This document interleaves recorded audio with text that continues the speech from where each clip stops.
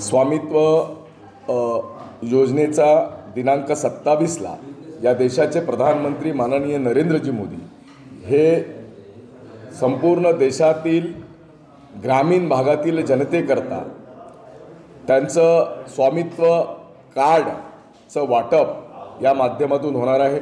तो कार्यक्रम संपूर्ण देशभर लाईव्ह आहे। वर्धा जिल्ह्यातील 59 गावांमध्ये प्रातिनिधिक स्वरूपात या गाव स्तरावर या कार्यक्रमाचं लाईव्ह प्रक्षेपण आहे आणि त्या गावातील नागरिकांना या स्वामित्व योजनेचे त्यांचं प्रॉपर्टी कार्ड त्या ठिकाणी वाटप होणार आहे।